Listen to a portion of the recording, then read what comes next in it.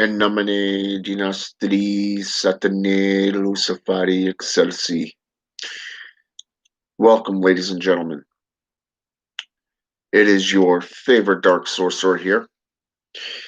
And tonight, I'd like to talk a little bit about common practices. Every left-hand path practice has some form of creed, be it the Witch's Creed, the satanic laws, rules, and regulations, to that of a code of conduct, like, say, the Nine Noble Virtues. All of these are very well and good. But for those who recently come upon a practice, you don't even have this. You don't have a code. You don't have some form of code, form of ethics that you have developed because, let's face it, you're a neophyte, an acolyte.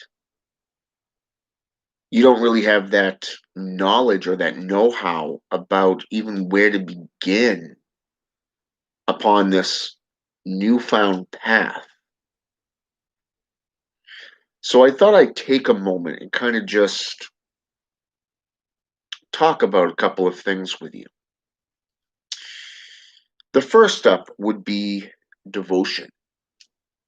Devotion is not just, being dedicated or committed to a spirit.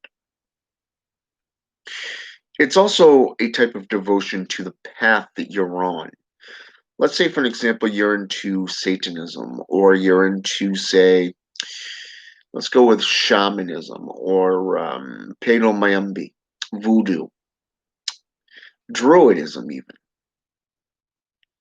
How dedicated and devoted are you to that current? How far are you willing to reach out your hand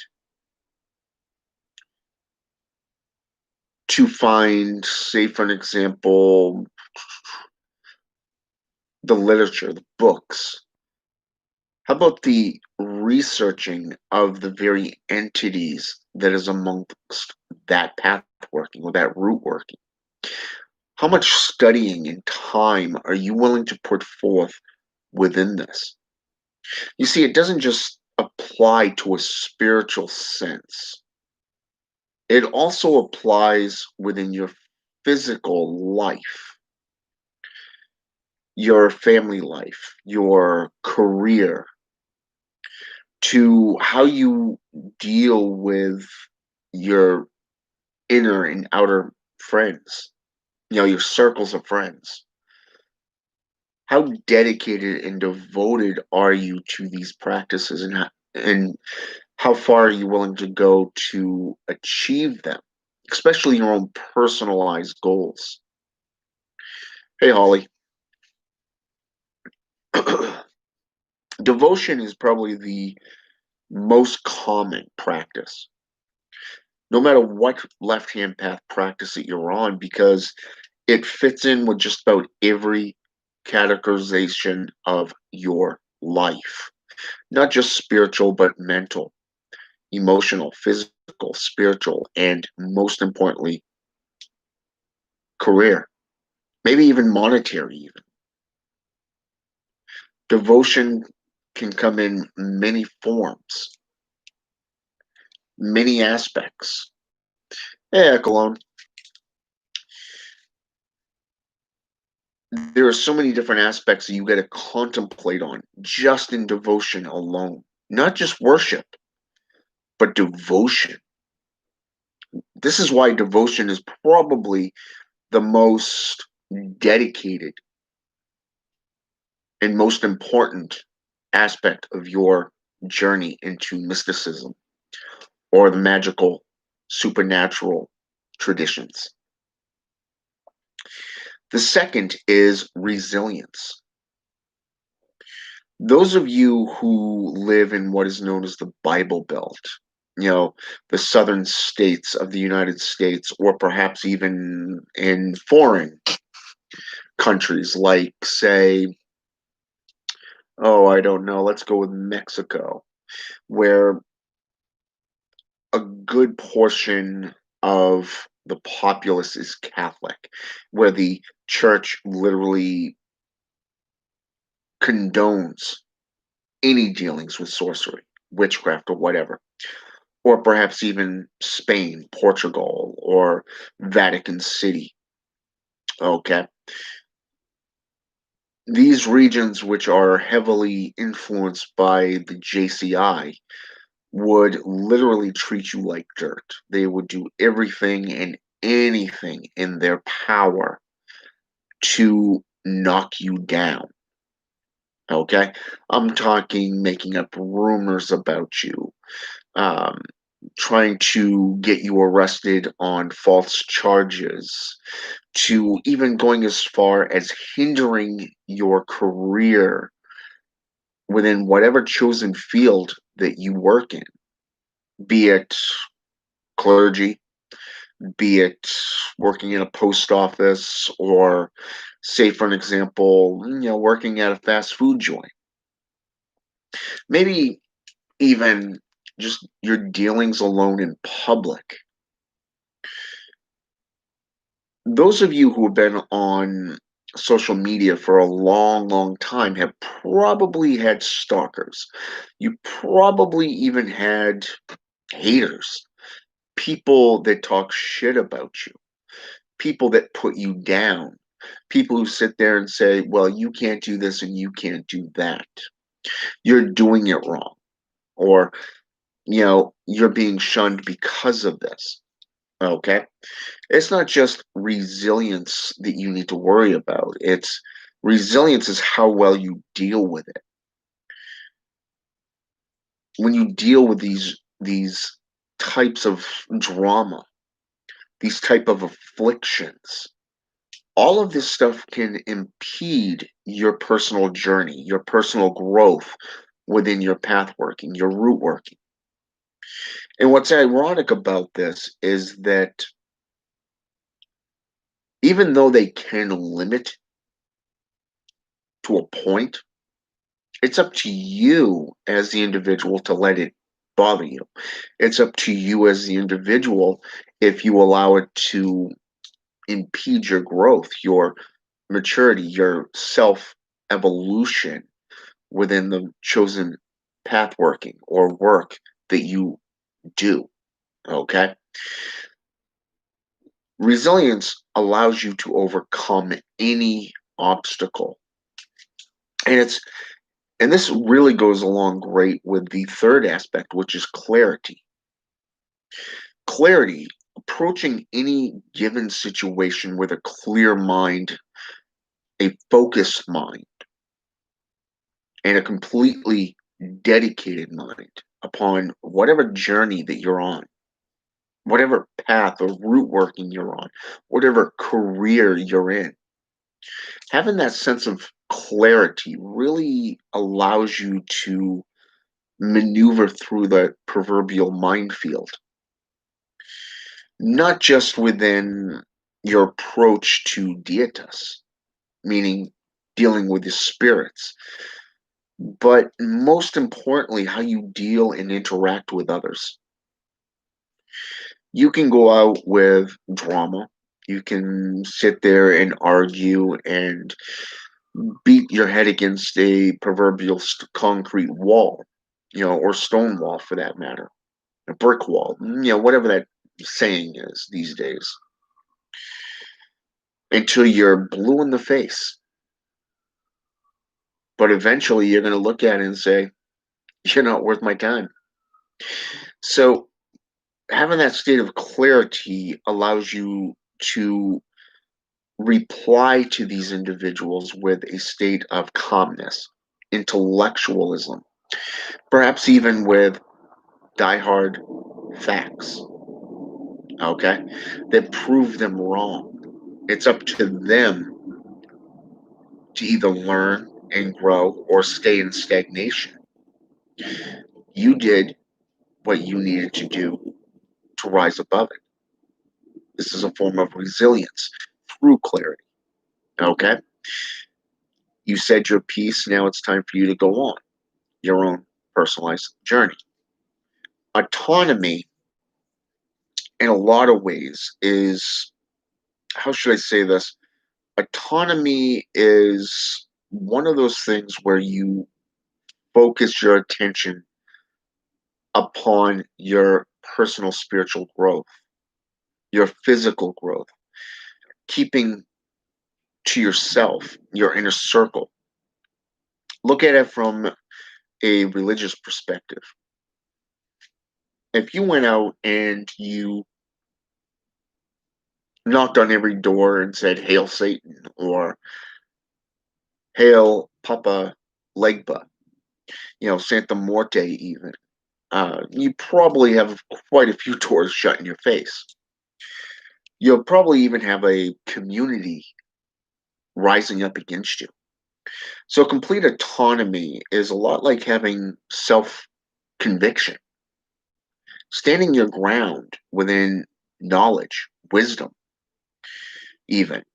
And wisdom is the last thing on this list, by the way.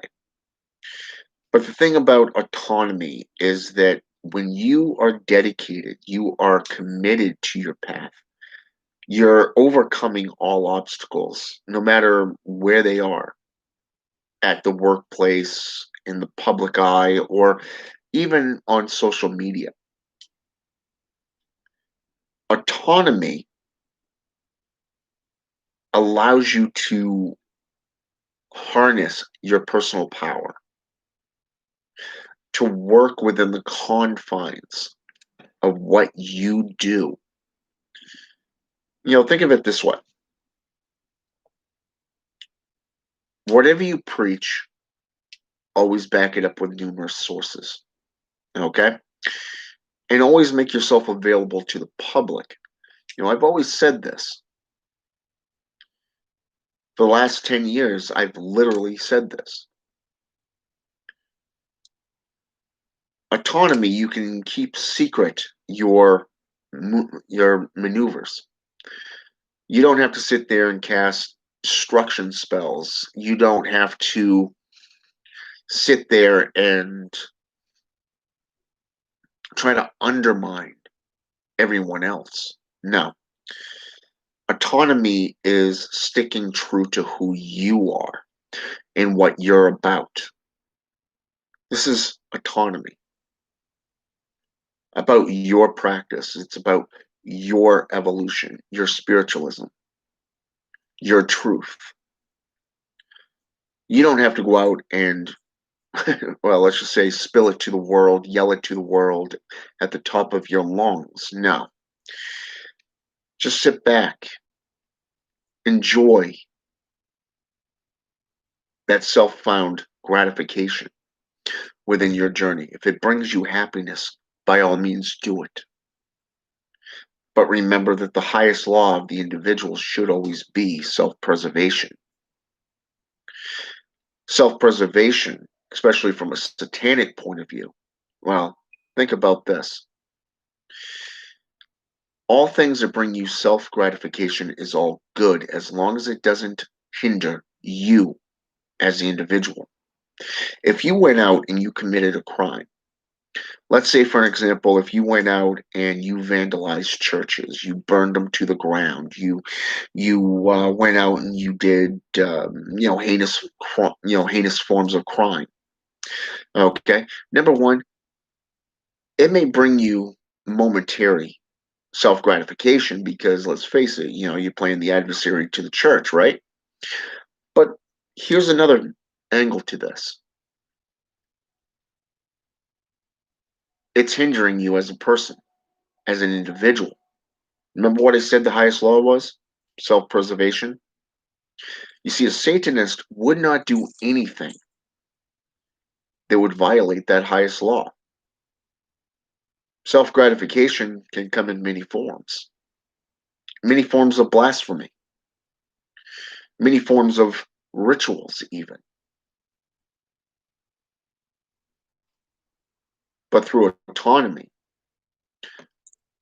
the tools that you've learned, the tools, the knowledge, all of these come into play and allow you as the individual to continue to grow, to mature, and to evolve into something more, something better.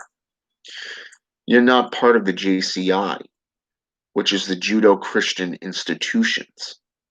I'm talking Islamic, Judaism, Hebrewism, and the main body of the JCI, Christianity.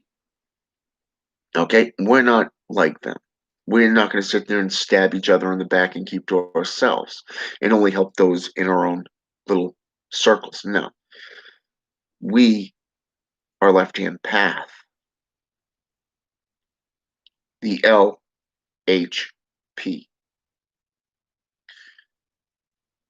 And it is up to each and every single one of you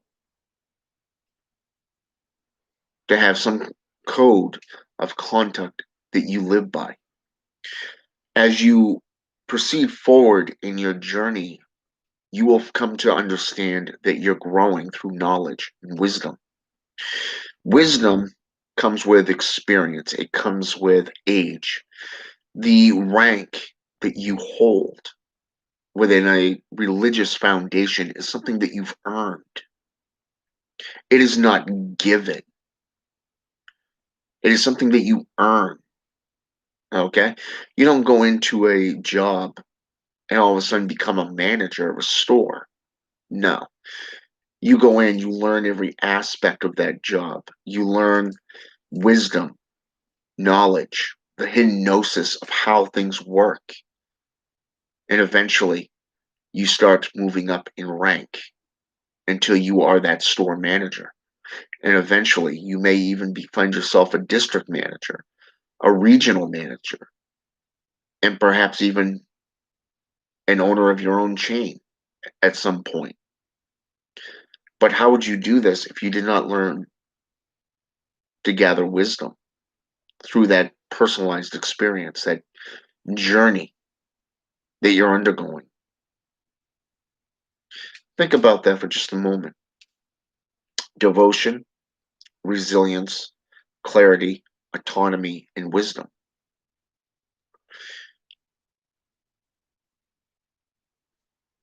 These things are primary. 5 things. 5 things. When we look at the Witch's Creed, to know, to dare, to will, to keep secret, and to go forth. Hmm. Ironic, 5 things and 5 things only. But you can go into this even further. Let's look at things such as hindrances. Okay? Let's say, for an example, you're in a group. The people that you have around you are toxic. Let's say, for an example, you have all these. What was that name that I heard earlier tonight? Oh, right. Sheeple. I had to smirk at that one. Sheeple. Okay. Think about this, the sheep. Okay. These individuals, their only objective is to become psychic vampirism, psychic vampires. In this manner, they divert your attention from what will benefit you. Asking stupid questions, wanting to learn, but yet they don't. Or perhaps they just simply will chime in. And it's always when you're busy, either studying, working, or doing some form of ritual. It's kind of ironic. Now, what happens when you're meditating and all of a sudden you're listening to music on your cell phone and all of a sudden, cha-ching, cha-ching, cha-ching, you get all these little messages? The first instinct you're going to have is to reach over and look. This is a form of psychic vampirism. Okay? Now, to a career black magician, a sorcerer. Turn the electronic equipment off.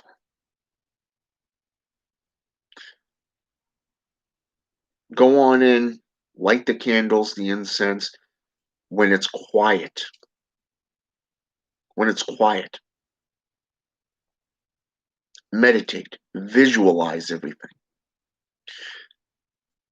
When you go into your inner sanctum, or what will be your inner sanctum of your choosing, how are you going to set it up? How are you going to work? What type of beings are you going to work with? How much room are you going to need in that inner sanctum?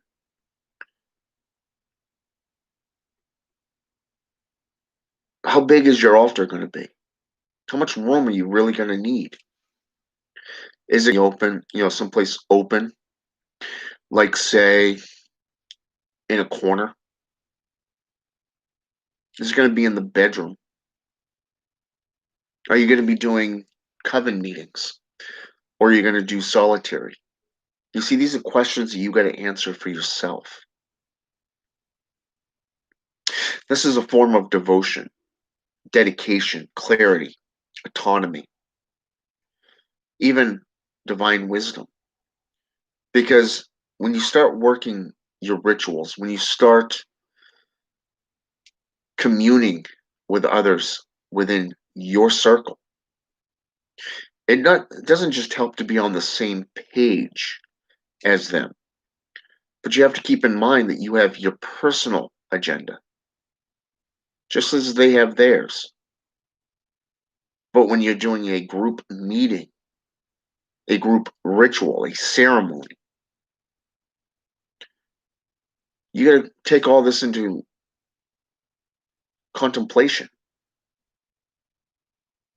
into account. How are you going to bring all these individuals in?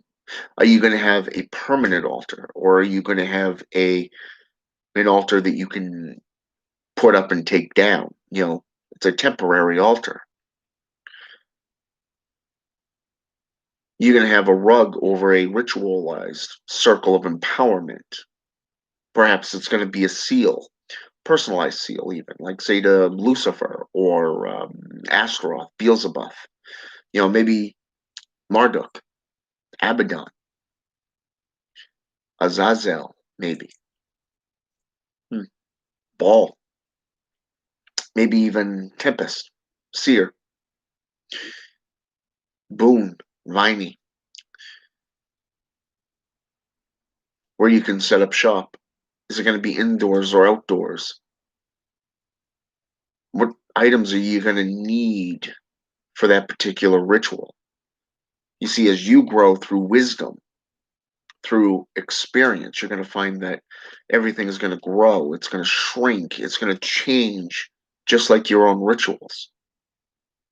But it comes down to these 5 tenets.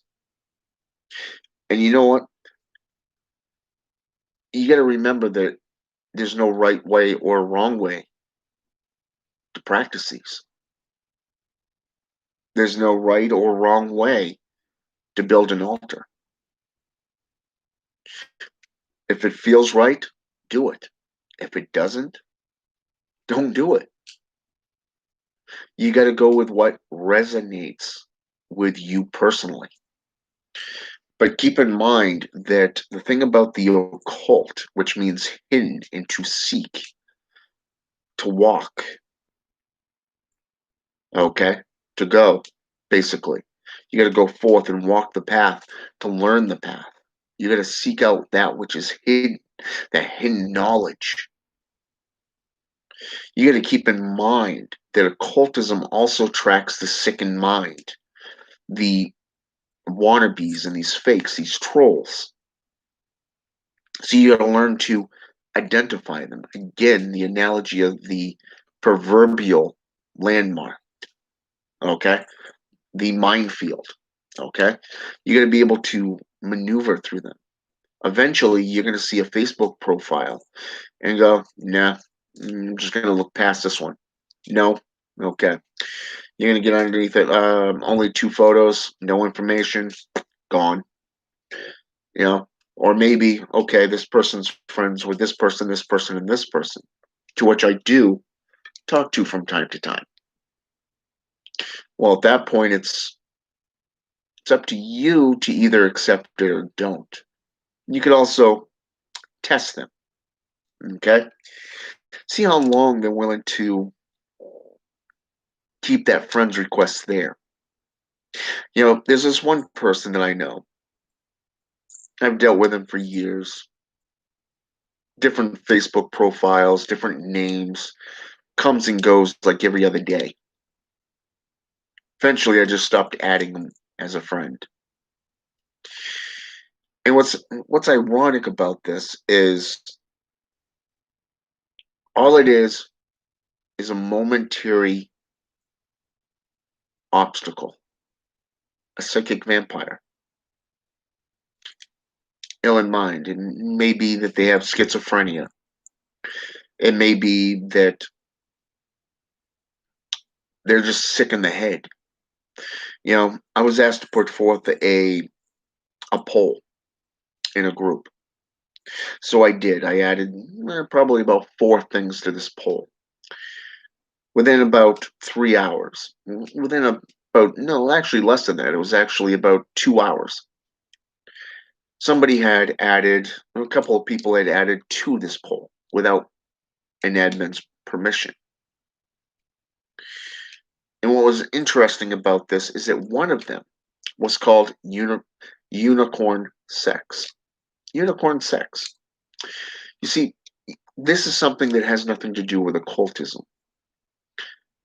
I mean, unless you're dealing with Asmodeus from the Book of Tobit, okay? Maybe even Lilith, the mother of all demons, first wife of Adam. But outside of that, everybody's been trying to make it about sex. It's always been about lust and rituals and, you know, gender, even gays and lesbians. You see this with Santa Morte. You see this within Satanism. You see this within witchcraft, paganism, Wicca. And the thing is, religion doesn't care about your gender. Religion and philosophies don't give two shits about what magic that you practice. It doesn't matter if you're practicing destructive magics or you're dealing with compassion rituals. This stuff has nothing to do with rituals. It has nothing to do with religion. It's just things that are considered to be a joke. It's things that literally are put in play to divert your attention. So again, you have to have the clarity of mind to see this for what it is: a joke, a game, a mundane, pathetic attempt to corrupt the old ways, and to have the resilience to deal with whatever comes your way. The devotion that you have to your path and to those that you work with from a spiritual entity perspective deals a lot with autonomy and wisdom. You will gain this wisdom through the autonomy. You will find clarity the more you practice, the more you meditate, the more you perform invocations and evocations of these spirits. The more you work with them, the more understanding that you get, the better you will be through evolution, through self gratification and self preservation. All right. So, with that said, this is my personal thoughts on 5 tenets that really do speak true. Okay. There's a lot of people, a lot of groups that literally talk about them.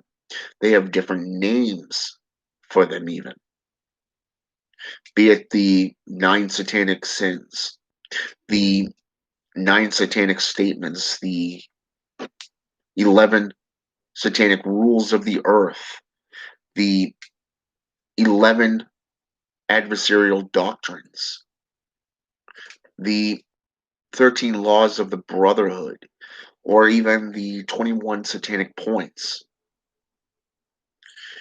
right down to the witch's creed, the threefold law of return, which never existed before 1970s. Okay, so do your research, do your homework, remember these tenets, and be true to who you are and what you practice. If you have questions, feel free to reach out to a more powerful mage or sage, depending on who you are more comfortable with contacting.